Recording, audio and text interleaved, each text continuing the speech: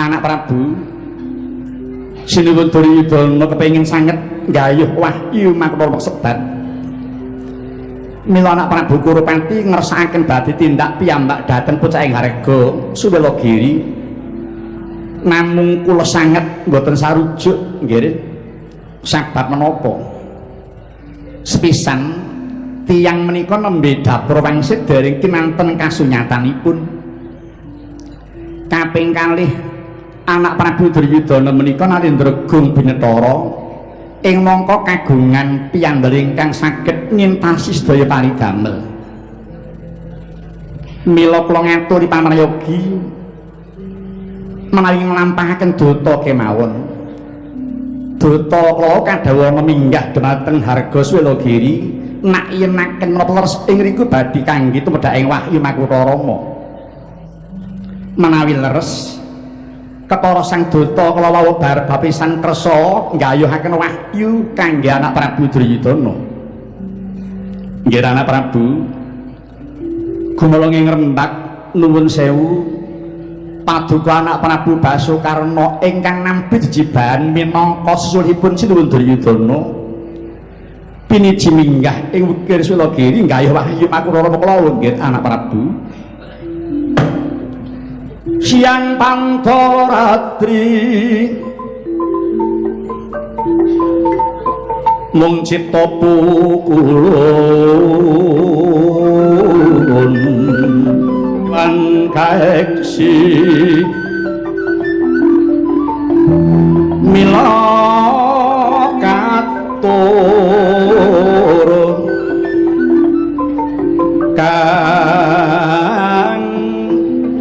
Jun domane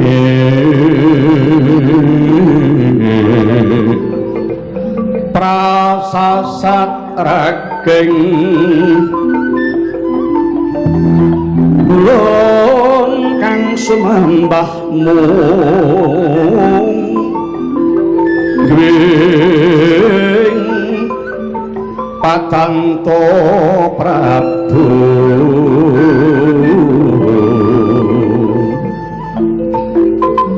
Milang kagungan to sing sat sampun prabdi katonas to pukulun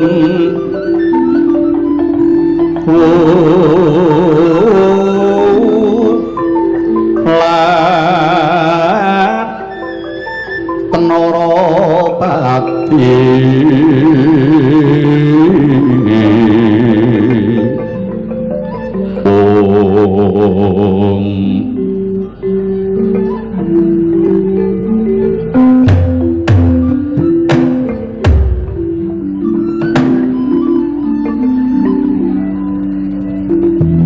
Rama dewan ingsun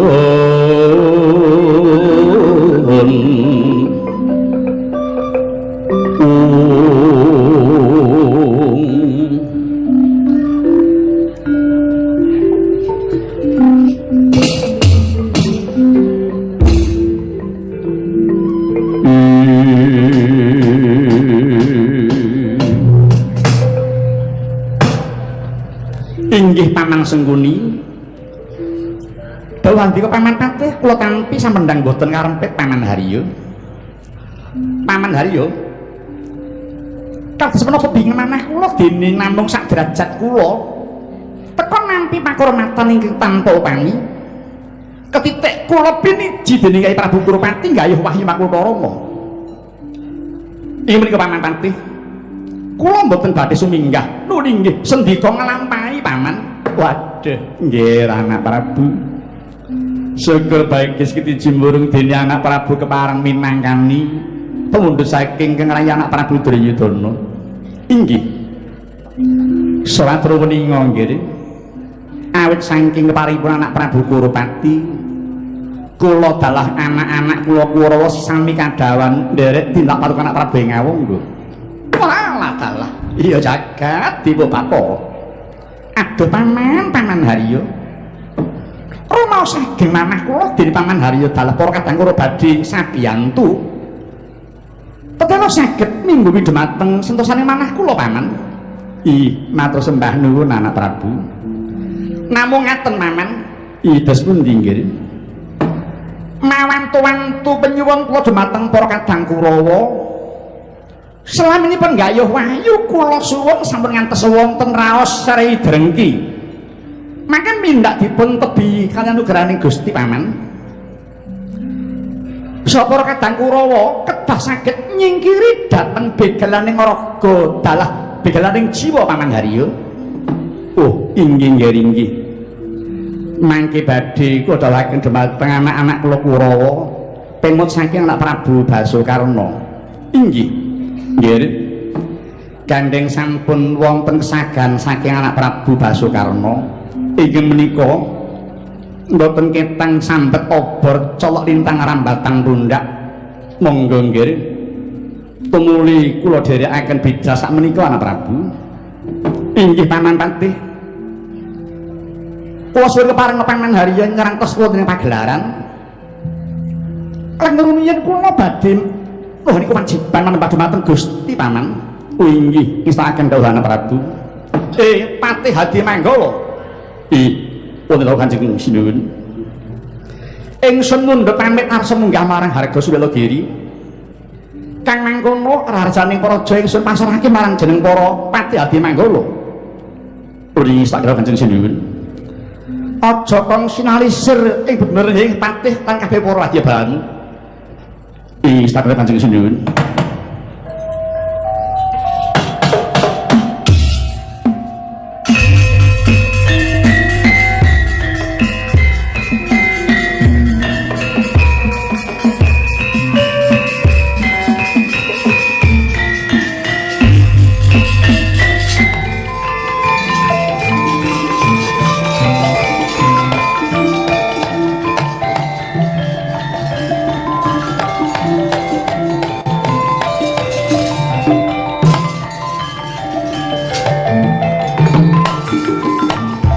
Bumi goncang kancing langit kelap-kelap katon lerikin canging sang maweh gandrung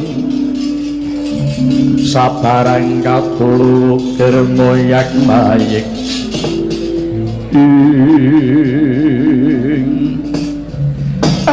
menika Ndara Harjuna sampun mandhap saking wukir Swela Giri Gus keparing nyuwun dawuh Ndara. Iya Kakang Semar antuk pamujimu aku sleda muni wahyu maku karama Kakang. Syukur bagi sewu dene Ndara sampun angsal damenawi wahyu Katlanendran. Imaringi sinten Gus? Ingkang paring sang Prentan Begawan Kesawa Sidi. Kang mengkono hayu Kakang ingkang tak kani kundur marang praja ngamarta Kakang Nayanta. Monggo kula dherekaken Gus. Sikra kang pala bemingal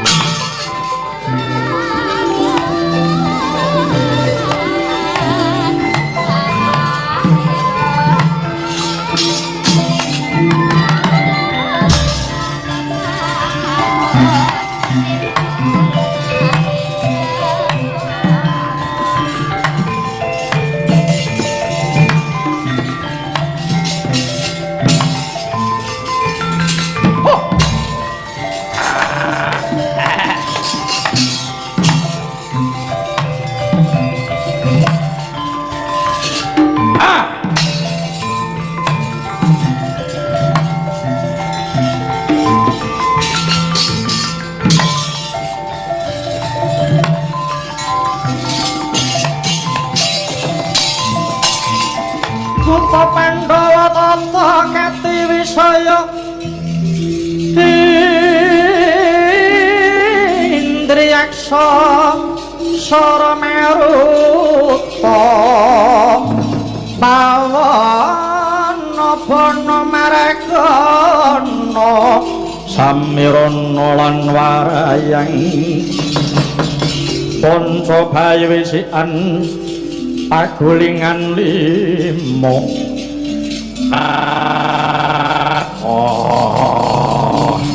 Bocah-bocah iki bisa mandek to. Iki mamak santri bagus. Lumaku jenengan para ngaku sapa? Ana dena catur kang adang kang dadi lakuku bali takun. Sira buta saka ngendi? Ya. Saking pertemuan Cendramani jenengku Tetya Kaloranu. Kaloranu. Dasar prayata. Aku Kala Bantala. Aku Kala Dahana. Aku Kala Maruta wong bagus. Maka lumaku menyang endi? Ngetutake kenteng ngati jumangking suku deping netra. Ora cepet kubali. Induk bacut ora entuk uruta paksa. Wani ora aku. Apamu kang tak wedeni? Wewe bang wewe putih. Ilu-ilu banaspati.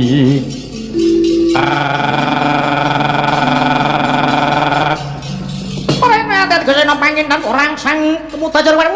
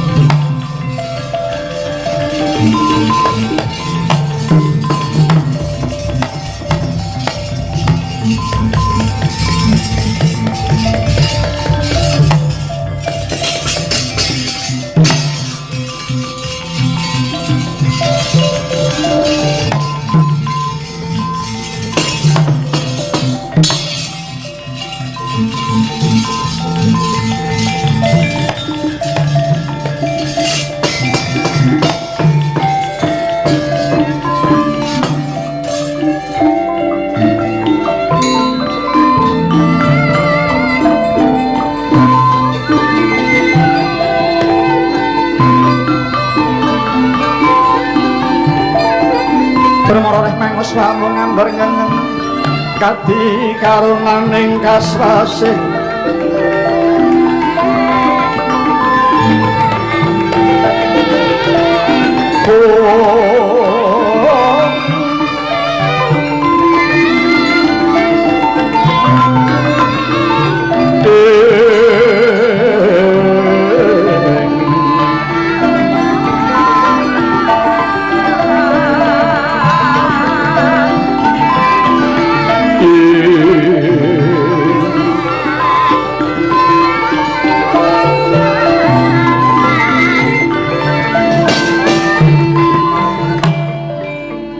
sampun sirna para denawa Gus Kakang Semar Hiyo ateges Ndara Janaka sampun saged nyampurnaken dhateng napsunipun Sang Begawan Gunawan awit menika wau sanes sakbayaning yaksa namung kedadosan saking napsunipun Sang Begawan Gunawan Gus mengkono Kakang inggih Kakang Semar wis padha mati Drawa Catur ora pangling kados kok ngene kae Kakang Ngawangga ing lagi Yuga Brata.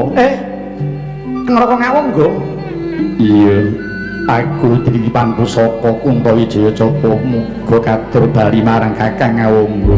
Monggo dipun perpeki Den. Ayo Kakang Semar.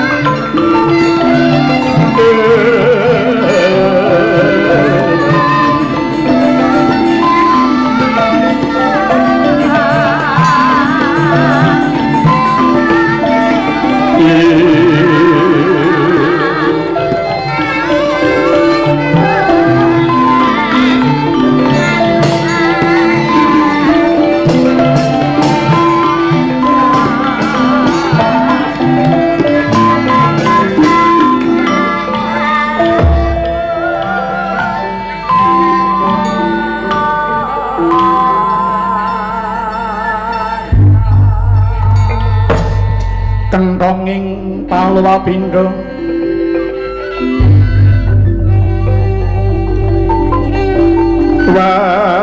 wangsiting kakung karagan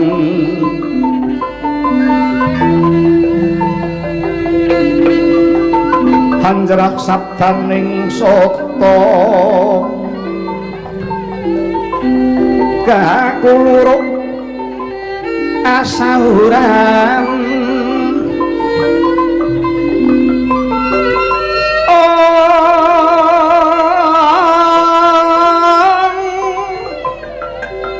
samono panmeh rahina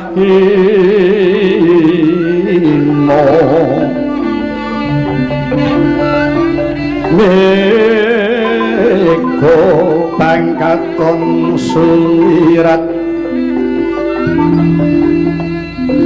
wetahan soroting haruna netraning salirapo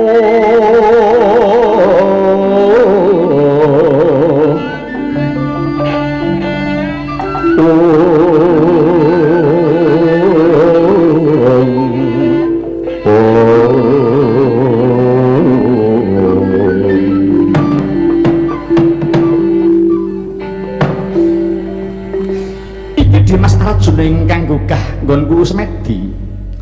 Ana apa Yai Arjuna? Inggih Kakang Prabu, saderengipun nyuwun pangapunten. Dene kula wani kanggo anggen paduka mangsa semedi. Kakang Prabu, menapa ingkang ginayuh teka sanget anggenipun gentur tapa Kakang Prabu? Ngene ya, Di. Menapa Kakang Semedi awit nyuwun ing ngersaning Hyang Manom muga tumuli bali pusaka Wijaya Capa kang wektu iki uncar saka tanganku Yai. Mekaten ya. Lah siate saka ngendi? Kula saking gayuh Wahyu Makutha Rama Prabu. Oh. Kaya kula Rama Yai. Kula nuwun wis entuk gawe pangestu paduka kula sampun ing sadamel. Lah dalah. Yai kepengen pengambangan ngwingan kaya apa wujude Yai? Monggo keparenga mirsani Koko Prabu. Wah, dalah.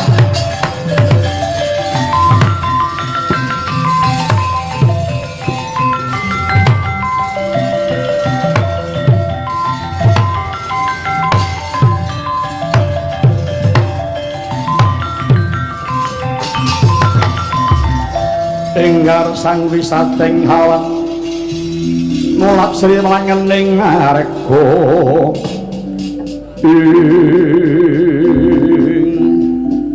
Dimas Arjuna aku sedok epusi ya Yai. Iki Wijaya Capa kang tak golek iki terus yang dhisik nggawa kepiye karepe Yai? Inggih Kakang Prabu, nalika kula suwaning pertapan Kutha Runggu Marak Sangki Sawa Sidi Samanipun kula nami Wahimakutha Rama, kula dipun Ibu Saka Wijaya Japa ingkang rika semanten dipun beta Kakang Anoman Kakang Prabu. Oh, adalah. Kepara nyata Dimas. Wektu kuwi pun Kakang perang tanding musuh Anoman. Merga dheweke nyelikipun Kakang munggah marang Silagiri. Dheweke tak tangani Wijaya Capa. Anoman banjur ilang bareng lan jemparing mau Yai. Yen ngono setha sing ana genah Anoman Yai. Inggih lakar kaluhuran kula Prabu. Waduh, Adi Mas Arjuna. Banget ing penuwunku. Dene lumantar Si Adi wis bali pusakaku Yai. Nyata Dimas Arjuna satu ingkang resik lahir batinmu. Ketitik Si Adi ora milik marang darabeke liyan. Lan pun Kakang melu bungah. Dene Si Adi kasembatan apa Wahimakutha Rama. Yen pancen pun Kakang uga kautus Kyai Duryudana ki nggayuh wahyu mau Yai. Nang kasunyatan wis sing entuk gawe Mas Arjuna. Tegese wahyu mau pancen kinedrek kudu marang kadang para Yai. Ngaturaken penuwun Kakang Prabu. Wis di pun Kakang mundhut pamit bali marang Ngawangga. Pamujiku muga wahyu mau lestari marang Sira Arjuna.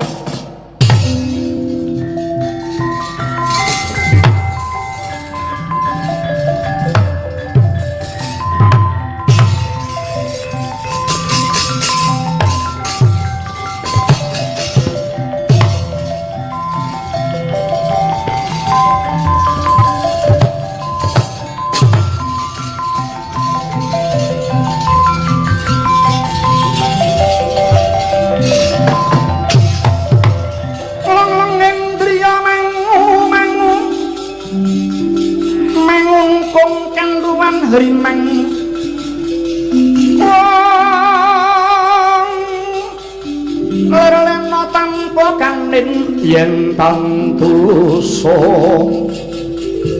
mengko sang tiyah utama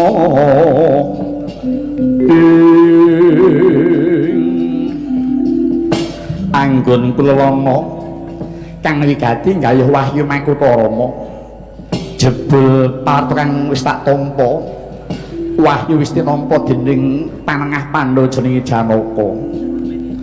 Ora ana Janaka iki kaya ngapa kok ampuh bisa nampa nugrahane Gusti.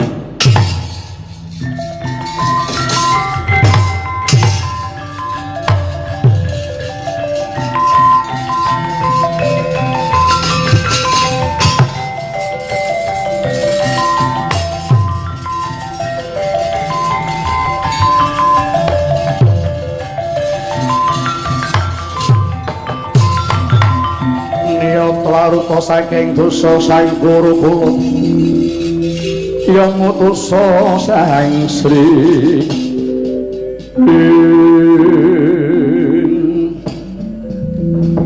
ana satu kang lumaksana liring ayang-ayang satya sira iku sapa panengah Pandhawa saka Madukara Janaka ya Arjuna kekasihku sira Janaka iya sira sapa wong kang kleyang kabur kanginan aranku Bambang Sintawaka. Bambang Sintawaka kepara nyata apa bener sira wis nampa nugrahane Gusti Wahimakutha Rama? Dasar kepara bener aku yang wis ngundi Wahimakutha Rama. Janaka aku kok nggayuh wahyu mau kang mengkono tak jaluk wahyu mau aja kurang pangapura wahyu ora wujud lumrahing wahyu nang wujud piwulang yen tok jaluk kudu dadi siswaku. Mung padune kowe nggone tok ulungke apa ora? Ora bisa ndak aturake lakon pecah dadam Arjuna.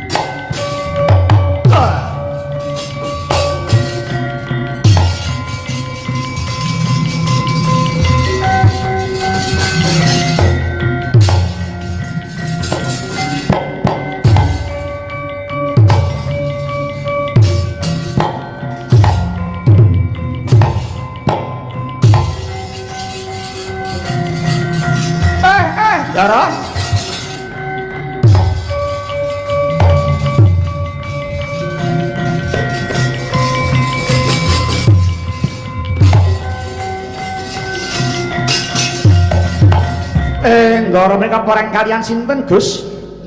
Jenenge Bambang Sintaka bakal njaluk Wahyu Makutha Rama. Kula atur pemut nggih, Den. Bibar nampi Wahyu mboten kenging Bandayuda mboten kenging kerengan. Mangke mindak mboten menep raosipun lho, Gus.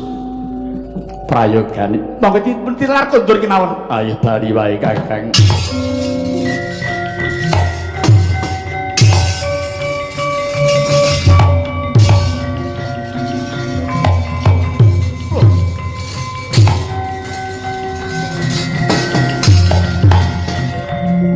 Dudu karepe dhewe Janaka ninggal gelanggang colong mlayu.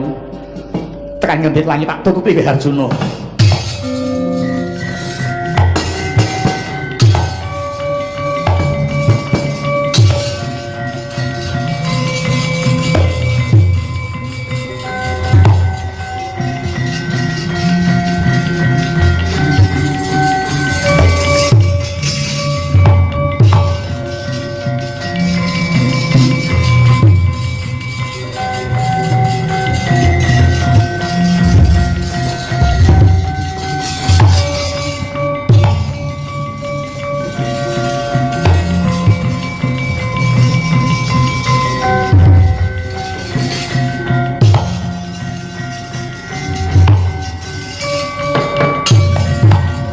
Bumi gonjang kanjing langit kelap-kelap katon lerikin canging sang maweh gandrung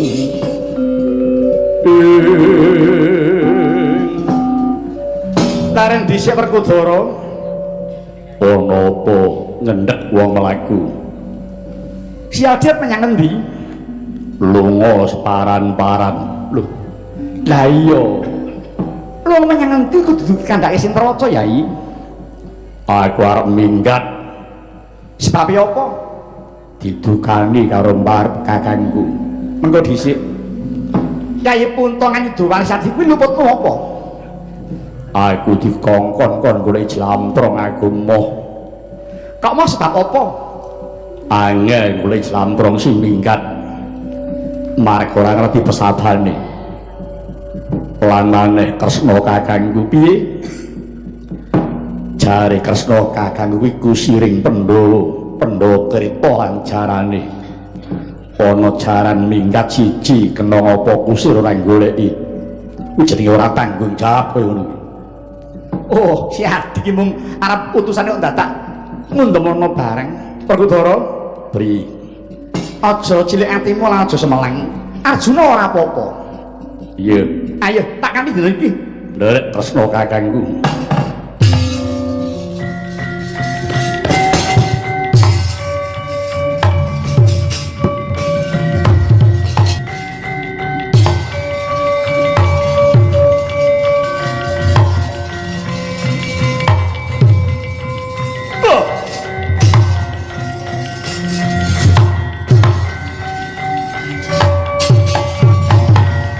Pandhawa tata Kadiwisaya Indriyaksa samarupa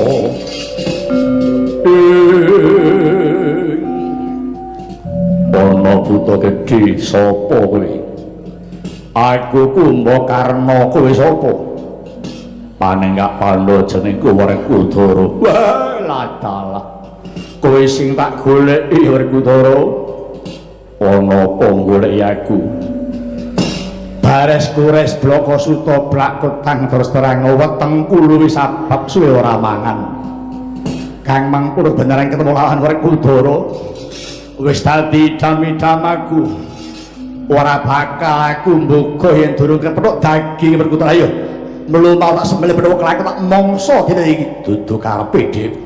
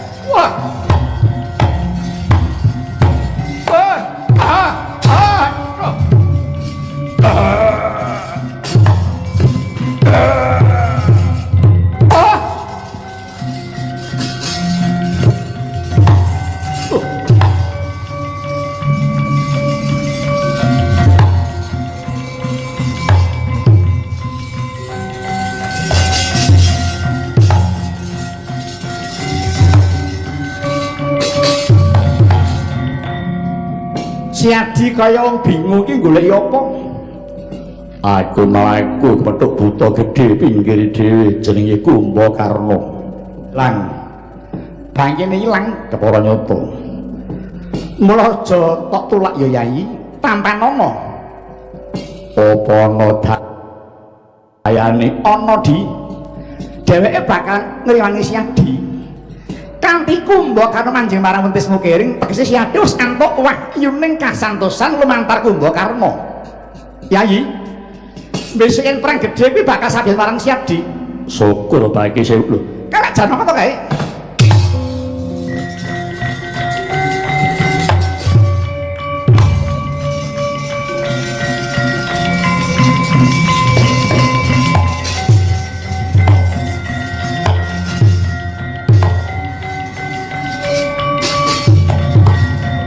Werkudara tresna kanggo apa? Si Adi ora sang goleki Janaka wis malah sowan mrene dhewe. Iya. Arjuna kula wonten timbalan. Si Adi saka ngendi Nyai? Kula saking gayuh Wahyu Makutha Rama. Wis entuk gawe. Sampun angsal damel. Sing maringi Kesawa Sidi. Inggih Kakang Prabu. Si Adi diwejang Astabrata to? Koko Prabu kok pirsa sedaya. Ya mung mbok menawa kok Yai. Inggih lakar sampun minejang Astabrata. Lah kok Si Adi mlayu kuwi ana apa? Dipun bujeng mengsah. Mungsuhmu sapa? Bambang Sintawaka badhe mundhut Wahyu Makutha Rama kula mboten pikantuk. Mengkono? Inggih. Si Adi aja nganti keweden. Ayo diadu meneh. Adep ana meneh. Mekaten iya, ning aja tok jempanani mung murmen wae. Sendika Prabu.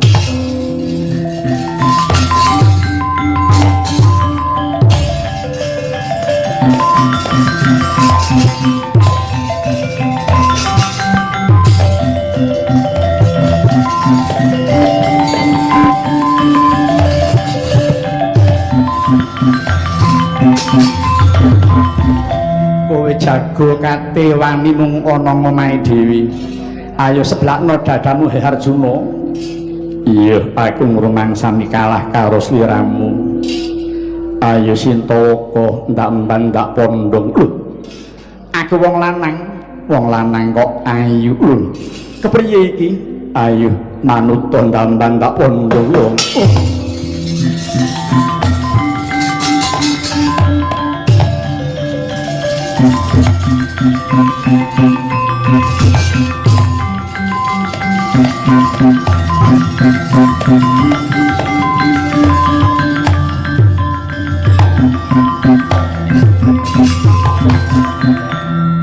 Pangeran Arjuna, aja kurang pangapura sing dadi Sintawaka mawaku kok Pangeran. Ibune Abimanyu kok nganti dadi wong lanang. Kepiye karepmu? Aku goleki kan bapakne Kulut pinanggih Sang Hyang Narada aku didandani dadi lanang ing pamrih dimeninggal pinanggih lawan bapakne Abimanyu. Sang Hyang Narada paring dawuh jare bapakne Abimanyu goleki wahyuning Ratu Wahyu Makutha Rama. Kepara nyata ibune antuk pamuji bagus mundi Wahyu Makutha Rama. Syukur bagi sewu bapakne Kulut aku melu bungah dene wis kasempatan napa nuking widi. Muga besok turune awake dhewe bisa dadi ratu ngayomi para kawula sak Jaya ibune Kulut. Iya bapakne Kulut. Nadyan wanita sira sabiyantu marang pun Kakang. Ayo ibune ingkang ngadhep ing ngersaning Koko Prabu ndak derekake bapakne Kulut.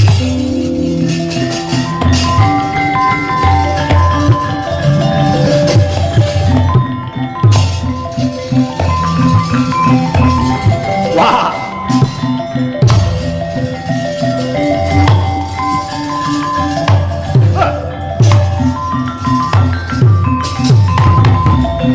Warikudara, ana apa Kurupati kakangku? Endi Janaka? Arep apa? Njaluk ayo Makutha Rama. Tanganku tadana. Ah.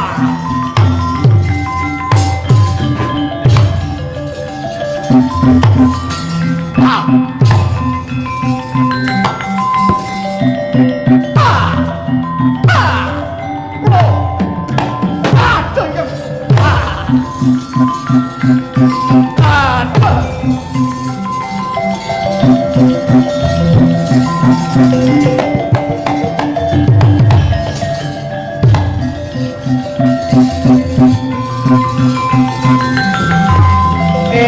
maju bareng ayo ayo Kurawa ayo ayo ayo